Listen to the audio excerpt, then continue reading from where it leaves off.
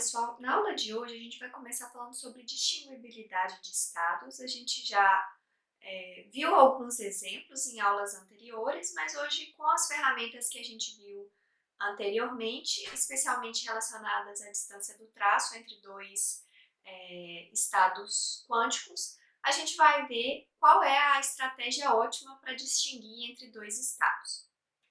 Ok, então a gente pode pensar nesse problema, primeiro as referências, né?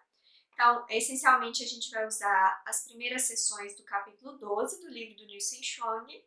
E tem também um resumo interessante sobre a distinguibilidade de estados nas notas de aula do professor Ryan O'Donnell.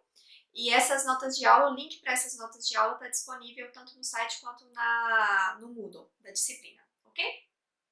Bom, então, a gente vai começar falando sobre distinguibilidade de estados, e aí a gente pode pensar da seguinte forma. A Alice vai preparar um sistema quântico em um de dois estados. Ou ela prepara o sistema quântico no estado psi1, ou ela prepara o sistema quântico no estado psi2, e aí ela vai enviar esse sistema quântico para o Bob. E aí, o Bob precisa encontrar alguma estratégia para distinguir e dizer qual foi o estado que foi enviado por Alice. E aí, o que a gente quer saber é qual é a maior probabilidade de sucesso para o Bob. Bom, então, sem perda de generalidade, a gente vai supor que o ângulo entre psi1 e psi2 é menor do que está entre 0 e 90 graus, tá? Se por acaso esse ângulo fosse maior do que 90 graus, a gente pode substituir então vamos supor que aqui está o psi1 e aqui o psi2. A gente poderia substituir o psi1 por menos psi1. E como psi1 e menos psi1 representam o mesmo estado quântico, que é o que interessa no final das contas, tanto faz distinguir entre psi1 e psi2 ou menos psi1 e psi2. Então, como a gente quer aqui distinguir estados quânticos, sem perda de generalidade, a gente pode assumir que o ângulo está entre 0 e π/2 sem a 90 graus, ok? Certo. Então, o caso mais fácil é quando a gente tem dois vetores ortogonais, no caso em que a gente consegue sempre distinguir entre esses dois estados. E a estratégia que o Bob pode usar para distinguir com perfeição esses dois estados é simplesmente fazer uma medição projetiva que contenha os estados psi1 e psi2 na base correspondente, né? Então, a gente viu que uma medição projetiva a gente pode associar uma base ortonormal, e como psi1 e psi2 são ortogonais, a gente pode completar esses dois vetores a uma base do espaço de Hilbert do sistema e fazer a medição projetiva correspondente. Então, se eu faço essa medição projetiva, se o Bob aplica essa medição projetiva e a Alice enviou psi1, ele sempre vai obter a resposta associada a psi1. E se ele faz essa medição projetiva e obtém a resposta associada a psi2, ele sabe que a Alice enviou psi2. Então, ele tem certeza, usando essa estratégia, de qual foi o estado enviado pela Alice, e, portanto, a probabilidade de sucesso do Bob é igual a 1, tá? Nesse caso.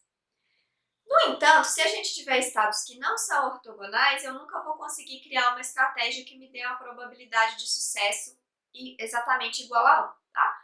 E a gente vai ver que a probabilidade de sucesso nesses casos está relacionada com a distância do traço entre esses dois estados. Então, quanto mais próximos esses estados forem, mais difícil vai ser distinguir, menor vai ser a probabilidade de sucesso do Bob.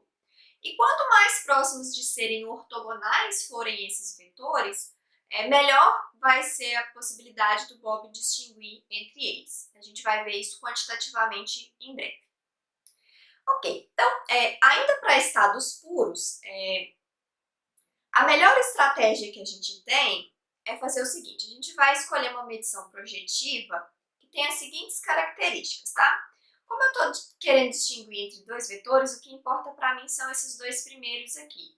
Claro que eu preciso de mais vetores, dependendo do espaço, da dimensão do espaço de Hilbert, mas o que interessa para mim são essas duas primeiras respostas aqui, porque nessa situação as outras respostas vocês vão ver vão ter sempre probabilidade zero para esse protocolo de distinguir entre os dois estados. Bom, então, o V1 e o V2 estão contidos no espaço gerado, no subespaço gerado por Psi1 e Psi2. Então, eu vou supor também que Psi1 e Psi2 não são paralelos, né? Se eles forem paralelos, eles representam o mesmo estado, então não existe nenhuma possibilidade do Bob distinguir entre eles, e aí esse problema é trivial, né? Então, a gente vai para o caso não trivial, e aí o V1 e o V2 estão no subespaço gerado por Psi1 e Psi2. Todos os outros vetores da base, a partir do V3, são ortogonais a esse subespaço aqui, tá? E aí eu vou escolher V1 e V2 de modo que eles sejam simétricos em relação a Psi1 e Psi2, lembrando que V1 e V2 têm que ser ortogonais, porque eles correspondem a uma base ortonormal, e o VI está mais próximo do Psi. Tá? Então é claro que esses vetores aqui são vetores no espaço de Hilbert complexo de dimensão grande, a gente não consegue desenhar, mas como aqui eu tenho dois vetores só, eu posso pensar no plano, pensar em coordenadas reais, portanto a gente pode ter em mente essa imagem aqui, tá? Então aqui eu tenho V1 e V2, eles são ortogonais, e aqui eu tenho Psi1 e Psi2, que tem um ângulo θ entre eles menor do que 90. Então, a gente vê aqui que eu tenho o Psi2 mais próximo do V2 e o Psi1 mais próximo do V1, tá? Então, a ideia de escolher essa medição projetiva é mais ou menos essa aqui. E aí, a estratégia do Bob vai ser a seguinte. Se ele obtiver a resposta associada ao VI, o Bob vai supor que o estado enviado pela hélice é o Psi, tá? Então, o que acontece aqui? Esse vetor Psi1, ele tem uma componente V1 e uma componente em V2.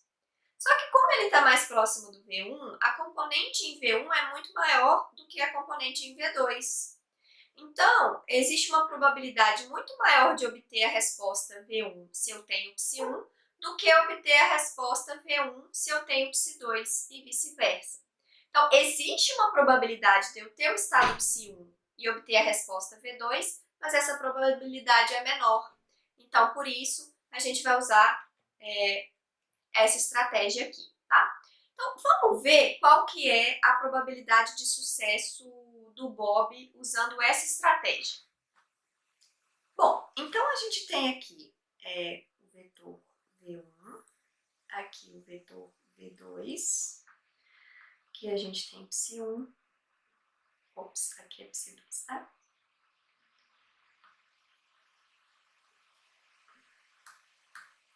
Psi2 e aqui Psi1, tá?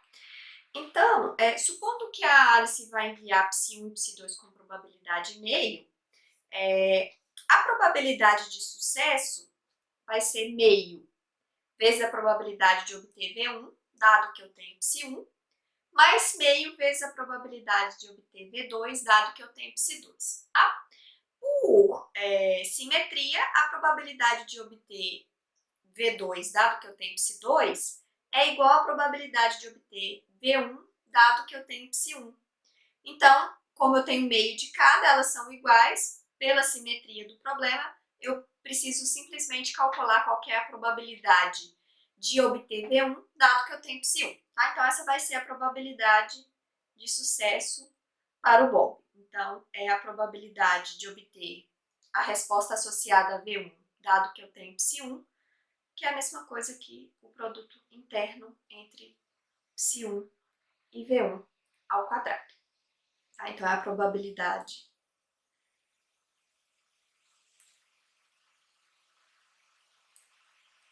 de obter resposta associada a V1, dado que Alice enviou Psi1 e dado que ela escolhe cada um desses estados com probabilidade meia, tá? Ok. Bom, então, esse produto interno aqui vai depender de qual que é a decomposição de Psi1 em termos de V1 e V2. Então, esse ângulo aqui que eu vou chamar de φ, é igual a π sobre 2 menos θ sobre 2. Né? Eu tenho 90 graus, θ aqui, então os ângulos que sobram aqui também são iguais por simetria, são iguais a π sobre 2 menos θ sobre 2. Tá? Então, a gente pode escrever o ψ1 como sendo cosseno de φ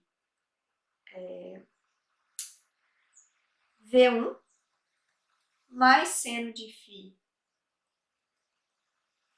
V2, e, portanto, a probabilidade de sucesso é igual a cosseno ao quadrado de φ.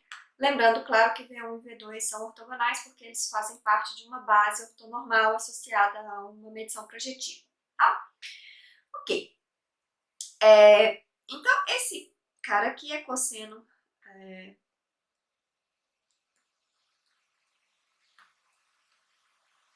Então, deixando ainda em termos de φ, isso aqui é igual a meio mais meio cosseno de 2φ, tá? Pela propriedade aqui do cosseno ao quadrado. Isso aqui é a mesma coisa que meio mais meio cosseno de π sobre 2 menos θ. Tá? Lembrando que φ é π sobre 2 menos θ sobre 2 daqui, né? Então, substituindo φ aqui, a gente chega a essa expressão. E como θ é um ângulo entre 0 e 90 graus, cosseno de π sobre 2 menos θ é igual a seno de θ. Tá? Então, isso aqui é meio mais meio seno de θ. Ok. A gente viu na aula sobre fidelidade que o cosseno e o seno, a relação entre fidelidade e distância do traço, a gente viu naquela aula que se θ é o ângulo entre os vetores ψ1 e ψ2, cosseno de θ é a fidelidade entre esses dois estados, e o seno de θ é a distância do traço entre esses dois estados. Então, essa probabilidade aqui é a mesma coisa que meio mais meio a distância do traço entre ψ1 e ψ2. Então, a gente vê que essa probabilidade de sucesso está relacionada diretamente com a distância do traço e com o ângulo entre esses dois vetores, ela é maior quanto mais próximos esses vetores forem de serem ortogonais. E ela é menor quanto menor for o ângulo θ, ou seja, quanto maior for o produto interno entre ψ1 e V1. Né? Quanto maior for a componente em V1 do vetor ψ1. Bom, então essa é uma estratégia, né? Foi essa estratégia que a gente pensou para o Bob, usando essa medição projetiva com essas propriedades, tá? Então, nesse caso, a probabilidade de sucesso é dada por essa expressão que está relacionada com a distância do traço e que para estados puros está relacionada diretamente com a fidelidade, então a gente pode escrever essa probabilidade de sucesso tanto em termos da distância do traço como em termos da fidelidade. Mas essa é uma estratégia, né? Quem garante pra gente que essa é a melhor estratégia possível? Será que o Bob não consegue pensar em outra possibilidade, talvez usando medições generalizadas, POVMs, em que a probabilidade de sucesso é maior? Então, isso não acontece e essa aqui é realmente a estratégia ótima, que dá a maior probabilidade de sucesso. E daqui a pouco a gente vai ver a prova de que isso é de fato verdade.